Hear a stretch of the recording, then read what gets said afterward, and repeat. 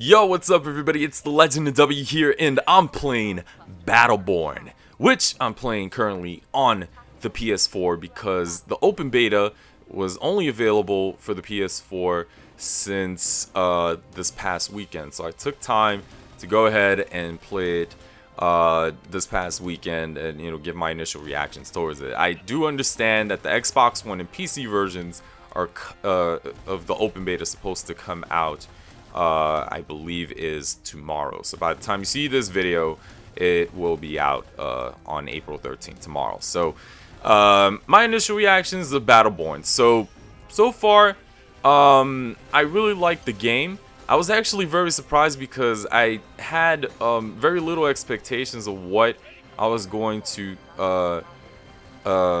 expect from the game. But by surprise, it's actually a pretty solid first-person shooter slash MOBA game. Now, the first-person shooter part is, basically because you're playing the game in first-person mode, and it has a whole bunch of MOBA elements, with the minions and cores that you need to take out in order to win the matches.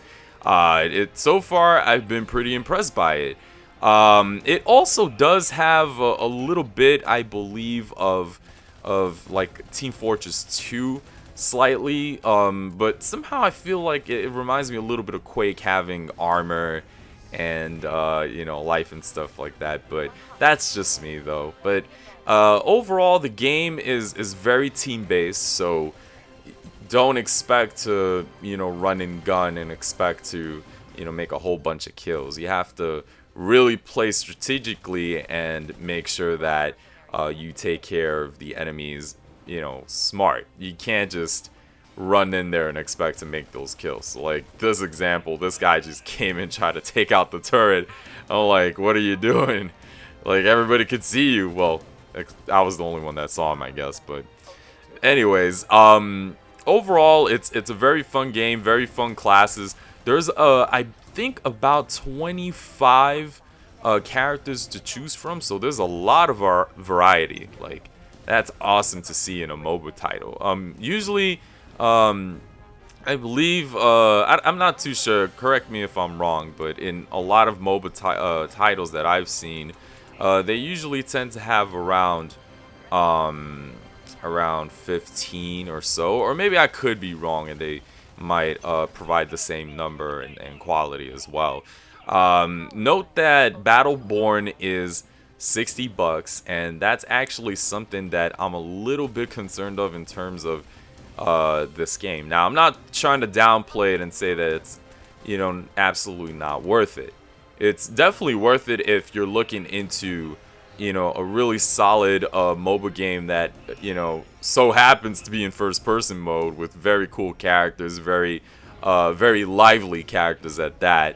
It's definitely worth to play, but in comparison to a lot of MOBA games that are out there, and especially the very popular ones that are for free and contain a lot of content, I just don't know how this game will do. And hopefully this game does really well, and hopefully a community rises up and starts to really support this game, because it looks really interesting, and I just hope that it finds some success.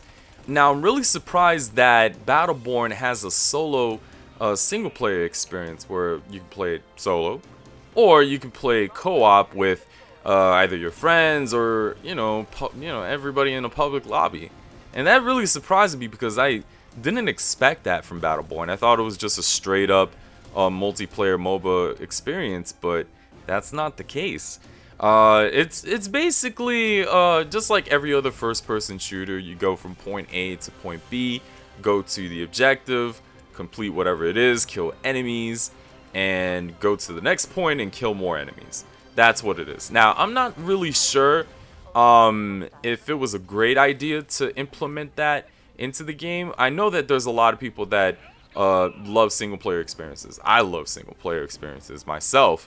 I'm just not sure whether that's really going to make the game stand out. I feel that it stands out the most of its personality in the multiplayer. It feels really solid. I'm just not sure that the single player experience is going to be worth it for a lot of people, whether people are going to continue playing the single player. I feel like it's just there to kind of give you something a little extra, which I feel could have been put more into the multiplayer side. And note that the multiplayer is already solid as it is, and I think there could have been much more added, but that's just my opinion about it. I know a lot of people might be super excited to try out the single player co-op experience and just try it out and stuff. So if you're into that, shoot, I recommend it to you. So in this video, I decided to play as Oscar Mike, who is basically a parody of Call of Duty or Battlefield or any other first-person military shooter out there. Really cool character, takes out shields really quickly when you upgrade him. And of course, it really deals a lot of damage. As you can see, I'm dealing not one, not two, but three. I got triple kill just right before the end of the match, man. He's a really good character, so you should definitely try Oscar Mike for yourself if you really like him. But there are definitely a lot of other really good characters. But anyways, final score is 68-50. The opposite team was not that easy. They were actually playing really tough, and I really thought that my team was going to lose because we were actually falling behind.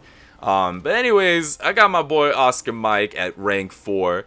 I just got a new character called Reyna, and new skin for Oscar Mike, so that's really cool. I'm currently at level 8 with the victory, everybody, and there's the final score: 12 kills, 4 deaths, 10 assists. I think I did pretty good, guys. And note to you that I was actually going negative. I wasn't really making any kills, but somehow the enemy team just kind of gave up all those kills to me, and I was just like, damn, man, I'm taking all of that any day of the week. But anyways, I hope you guys enjoyed the video for today. If you did, go give your boy a thumbs up. Subscribe for more if you haven't already. Share with your friends. Do all of that stuff on social media, man. I appreciate it so much. And I'm going to see you guys in the next chapter. Peace.